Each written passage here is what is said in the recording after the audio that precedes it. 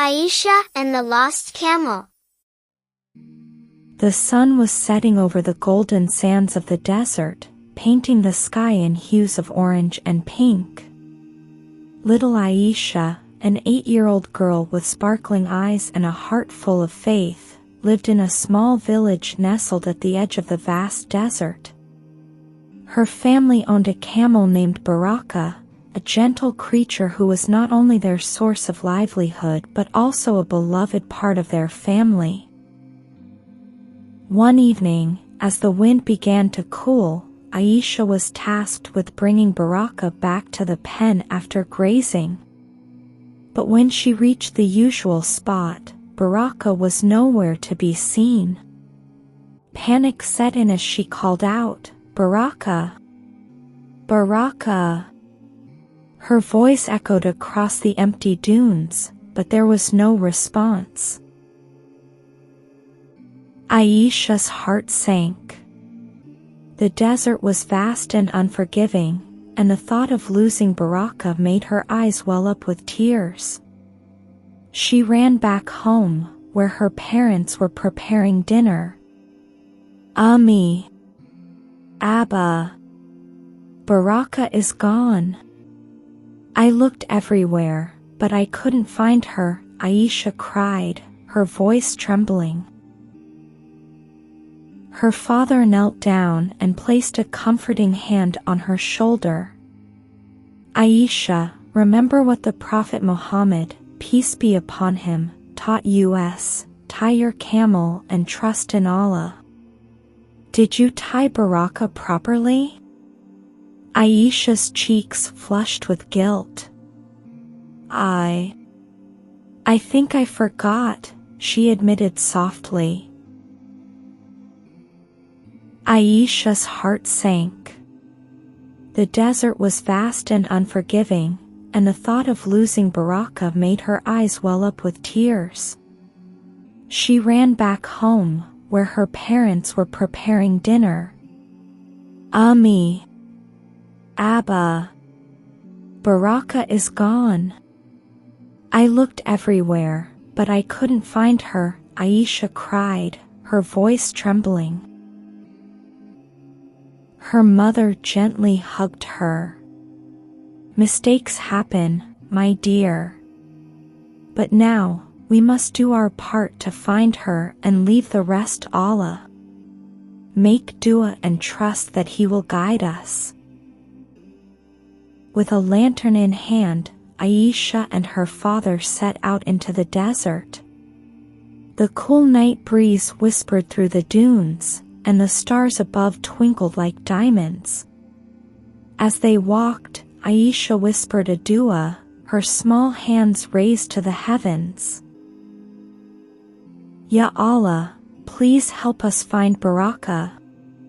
You are the all-knowing, and only you can guide us."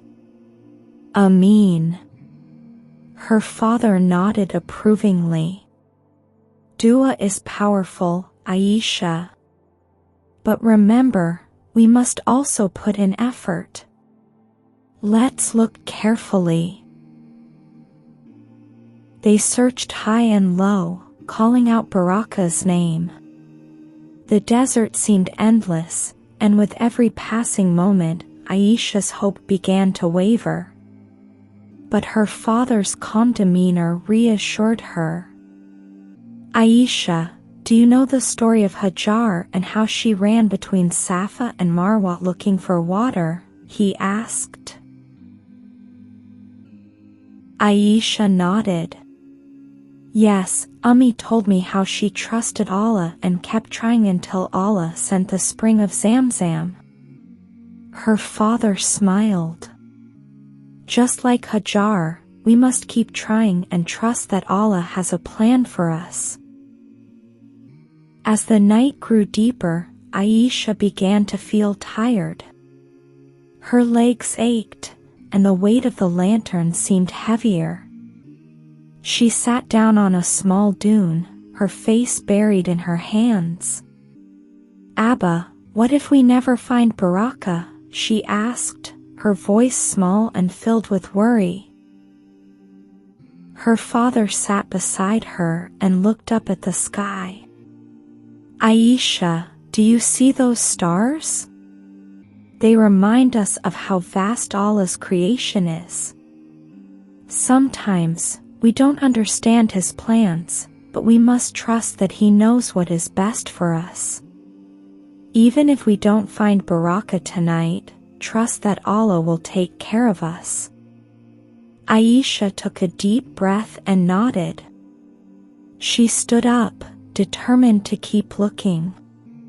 Let's try a little longer, Abba. Just as dawn began to break, painting the horizon in shades of gold, Aisha heard a faint sound in the distance. It was a soft, familiar bray.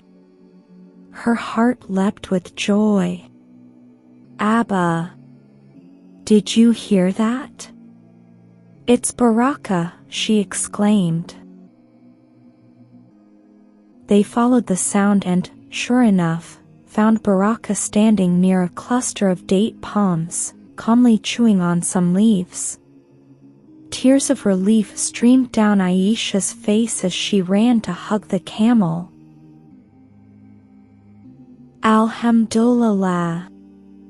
Thank you, Allah, she cried, her voice filled with gratitude. Her father smiled and patted her head. You see, Aisha, Allah answered your dua. But He also taught you patience and the importance of taking action. This is what Tawakkul truly means, trusting Allah while doing your best.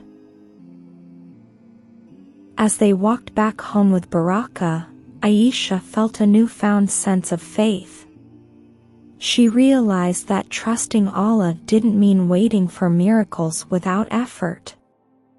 It meant doing her part and believing that Allah's plan was always the best. That evening, as the family sat together for dinner, Aisha shared what she had learned. Ummi, Abba, I've learned that Tawakkul means tying your camel, making dua, and working hard, all while trusting Allah. Baraka's name really suits her because she reminded me of Allah's blessings today.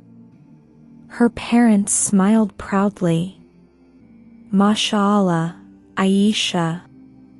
Never forget this lesson, and always keep your trust in Allah strong. From that day on, Aisha never forgot to tie Baraka properly and always remembered the power of Tawakkul. And whenever she looked at the stars, she was reminded of the night she learned to trust Allah with all her heart.